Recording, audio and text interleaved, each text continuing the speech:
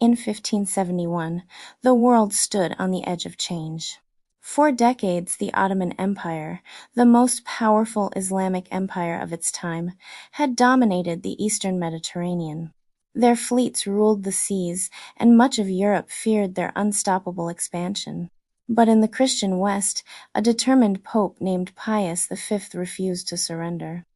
He saw that the Ottomans' growing power threatened not only the Mediterranean but all of Christian Europe. So he did something few thought possible. He united the divided Christian nations. He formed what became known as the Holy League, an alliance between Spain, Venice, and the papacy, along with smaller states. At its head stood a 24-year-old Spanish prince, Don John of Austria, the half-brother of King Philip II of Spain.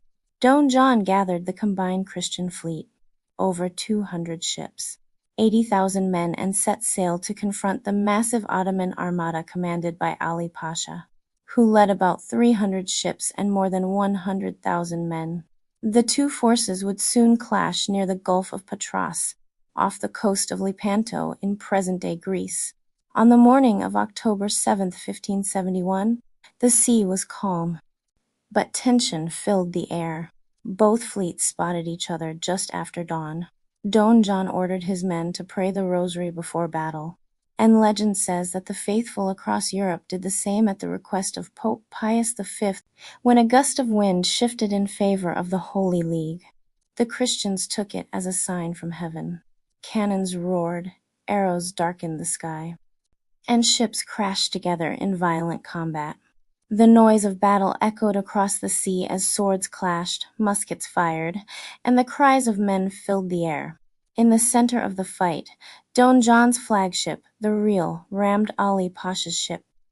The two leaders fought fiercely until Don John's forces stormed aboard and captured the Ottoman commander's banner. Ali Pasha was struck down, and his death sent panic through the Ottoman ranks. By sunset, the sea was littered with broken ships and fallen warriors. The Holy League had achieved an incredible victory. Over 30,000 Ottomans were killed, and nearly 200 of their ships were destroyed or captured. The Christian forces lost around 8,000 men, but their triumph was overwhelming. It was the largest naval battle in history, fought entirely by rowing ships, and it marked the end of Ottoman dominance in the Mediterranean. When news reached Rome, Pope Pius V declared it a miracle of the Virgin Mary's intercession. He later established the Feast of Our Lady of the Rosary on October 7th to honor the victory, saying that the power of prayer had turned the tide of history. The Battle of Lepanto was more than just a clash of empires. It was a moment when faith, courage, and unity overcame fear and division. Though the Ottoman Empire would continue for centuries, it never regained its naval supremacy. For Europe, Lepanto became a symbol of hope, divine protection, and the triumph of light over darkness.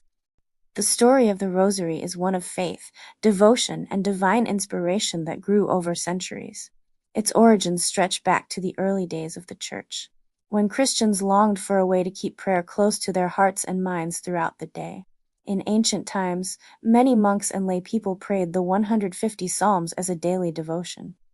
But for those who could not read or memorize them, a simpler form of prayer was needed. They began to recite 150 Our Fathers instead, keeping count by using small stones or strings with knots. This humble practice was the seed that would one day blossom into the Rosary. As time passed, devotion to the Virgin Mary deepened throughout Christendom. By the 12th century, people began praying 150 Hail Marys in honor of the Mother of God. It was a way to meditate on the life of Jesus through the eyes of Mary, his most faithful follower. Around this time, stories began to circulate about a man of great faith, Saint Dominic, the founder of the Dominican order. Tradition tells that in the early 13th century, while Dominic was struggling to bring people back to faith during a time of great heresy, the Blessed Virgin Mary appeared to him. She gave him a special form of prayer that combined the Hail Mary with meditations on the mysteries of Christ's life, death, and resurrection. This, she said, would be a powerful spiritual weapon against sin and unbelief. Saint Dominic began to preach the Rosary everywhere he went, and soon the devotion spread across Europe. People found comfort and strength in repeating the familiar prayers while contemplating the sacred mysteries of Christ's life. Over time, the Rosary was divided into 3 sets of mysteries: the joyful, which celebrate Christ's birth and early life; the sorrowful, which reflect on his suffering and crucifixion; and the glorious, which rejoice in his resurrection and the glory of heaven. Centuries later, in 2002, Pope John Paul II added the luminous mysteries, focusing on Christ's public ministry, his baptism, miracles, and the institution of the Eucharist. The Rosary became known as the Psalter of Mary. Because it mirrored the 150 Psalms of the Bible, it united the simple and the scholarly, the rich and the poor, in one universal prayer of faith. It could be prayed anywhere. Soldiers on battlefields, mothers at home, monks in monasteries, and travelers on distant roads.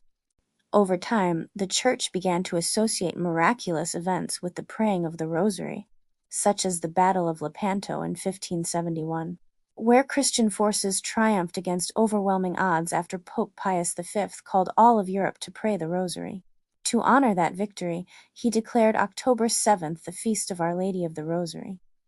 Through the centuries, popes, saints, and ordinary believers have turned to the Rosary as a path to peace and reflection.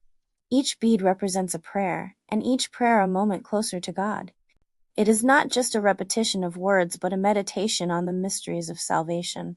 A way to walk spiritually beside Mary as she leads us to her Son, even today, in a world full of noise and distraction.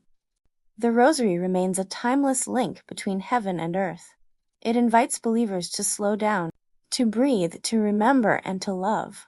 It is both ancient and ever new, a gift from Mary to the Church, echoing across the centuries as a song of faith, hope, and devotion.